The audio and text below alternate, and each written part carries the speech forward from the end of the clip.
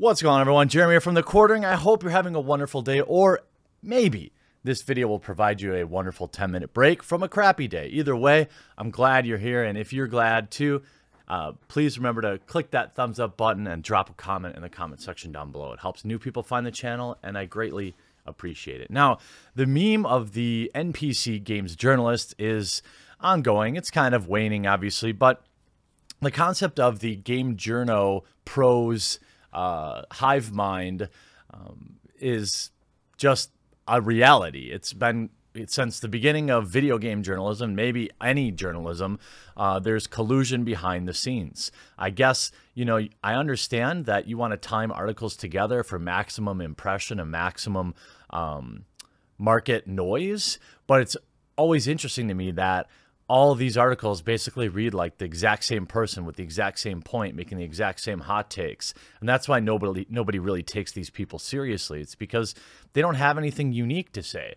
They all get together in some little chat room like they did back, you know, in Game Journo Pros, decide on a narrative, and then push it all together. And it's pretty disgusting, and it's pretty obvious. This time it's with Ghost Recon Breakpoint. Now, of course, I'm going to read one of these articles because they're all the same, and then I'm going to address some of the points that they think they're making, and then translate it to what, in my opinion, they really mean.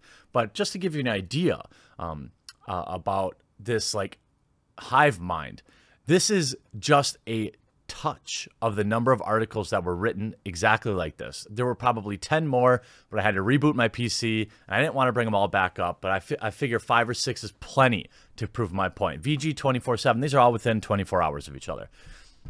Ghost Recon on Breakpoint, it's fiction. There's no message. They're talking about a political message, of course, and you'll see the quote, all these games journalists want, all they care about is if it's pushing a political narrative, if it's the right one, of course. Then you have, just like Division 2, Ghost Recon Breakpoint will not make any political statements, Ubisoft says. Here's another one. Ubisoft keeps pretending its political games don't have politics in them. Here's another one. Ghost Recon Breakpoint not making political statements. Ubisoft insists despite obvious themes. Here's Kotaku. Ghost Recon bungled Bolivia, so at least they're going somewhere fictional this time. Inside this article, they talk about we've always started a core with gameplay in response to recalls towards Ubisoft's attitude towards The Division 2, and developers lean hard on fiction of the Clancyverse. Despite the developers' reticence to talk about it at this stage, Breakpoint doesn't seem like a work that's trying to remove itself from the political minefield, and depending on your personal preferences, maybe it's enough. It's, however, quite far from apolitical. Here's another one. Ghost Recon Breakpoint's fictional island setting was, quote, not a reaction to anything. Here's another one. Ghost Recon Breakpoint steer clear of meaningful real-world commentary. Well, I just wonder, maybe, I don't know if we're ever going to solve this mystery. As we saw in the last week, Vice's video game arm Waypoint basically gets shut down and absorbed back into Vice. We saw Variety today close down their video game outlet. It's just a mystery why these places don't stick around. I mean, I don't know why somebody wouldn't spend all day reading the exact same article on 10 different websites. That's really baffling to me, don't you think? And the I don't know what the word is for it, the arrogance that a lot of these are written with. I mean, I can't imagine why these websites aren't making a fortune. Ubisoft keeps pretending its political games don't have politics in them. Now, let me translate that to you. There is obviously political themes, especially in the Clancyverse, all right? I mean, like The Division 2, your home base is literally the White House, all right?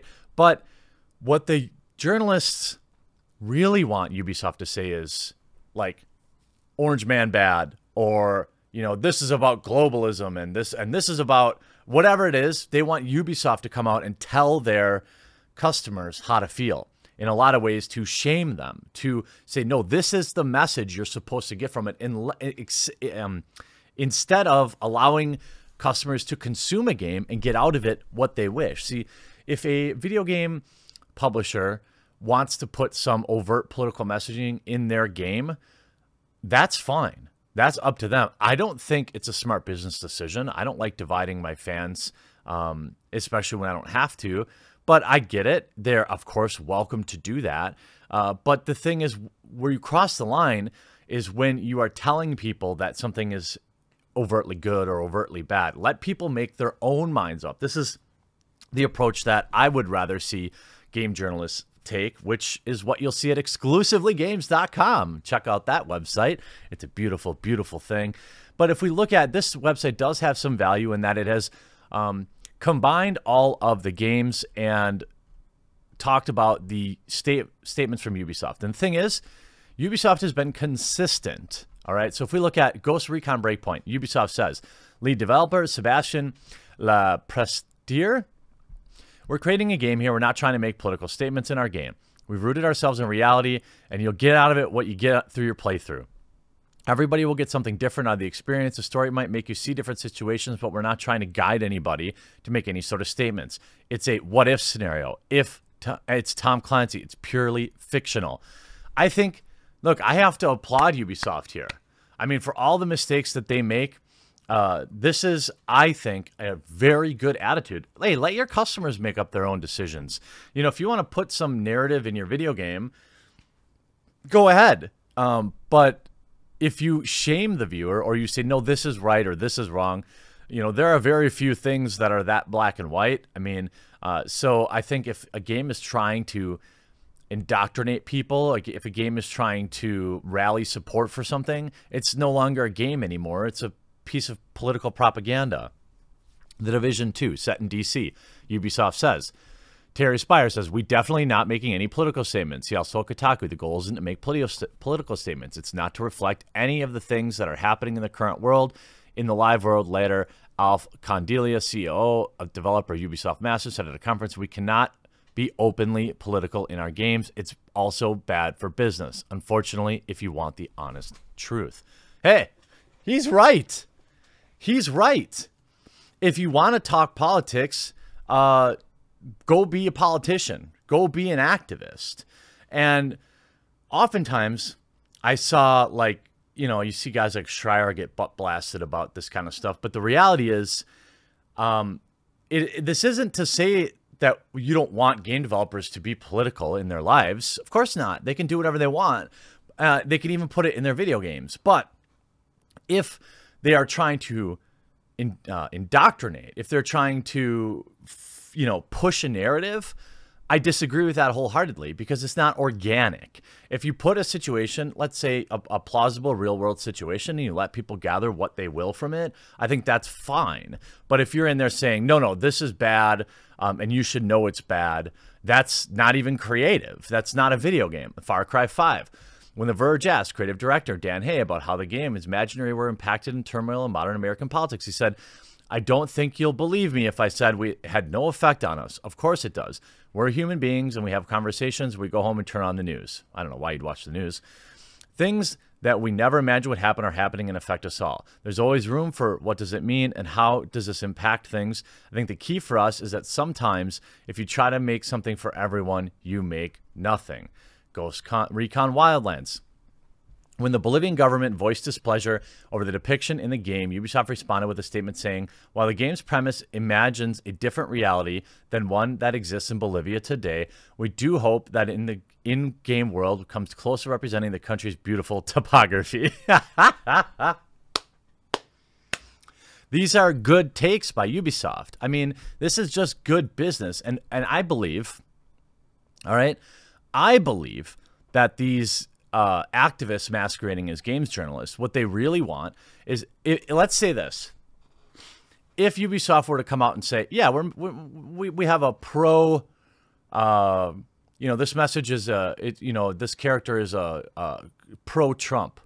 Do you think that games journalists would like that? No. Well, maybe some percentage of them probably, but not any of the ones who are writing blogs. All right. So it's about not just having a political message in your game, but having the right one. And the fact that Ubisoft refuses to say there's one there drives them insane, because what they really want to do is use Ubisoft and use whatever game in the headline to then tie it into modern day politics and continue to push a narrative. That's really what they want. They want to say that Tom Clancy's The Division 2 is a stark reminder of what the Trump future looks like, and the developer agrees. That's the article they want to write. But because Ubisoft won't say that, and look, even if it's in the game, okay, why do you need somebody to tell you? If I go outside and it's raining, I don't need some blue check mark on Twitter to tell me it's raining.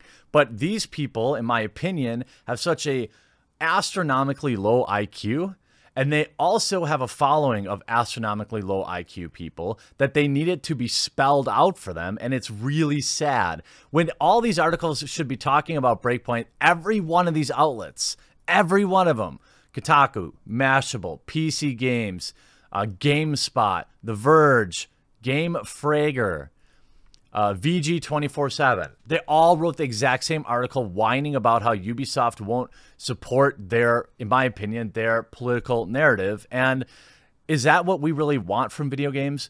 Look, I get that there's this defense that all art is political. Okay, fine. If you want to be that person, okay, cool. But that's not why most people use escapism, right? If you want to live your life looking for the deep political messaging around everything, you're going to be bald in your 20s and you're going to be very deeply unhappy. I mean, that's just the reality of it. If you don't take a minute to sit back and enjoy, and I look at myself, I'm getting too wrapped up in this, and I've been talking to my wife yesterday. I'm like, you know what? I've talked to people on stream that I need to make more time to play video games and less time consuming a lot of this stuff. So, you know, I'm going to keep my 1 o'clock and my 4 o'clock slot for videos, but I'm going to try and play more video games and not worry about the deep meaning behind everything, because at the end of the day, none of it really matters. It's a video game. And if you need some certified blue checkmark on Twitter to tell you what to think about a political messaging of a video game, I weep for your future. I hope you enjoyed this video, though. We'll talk to you again real soon.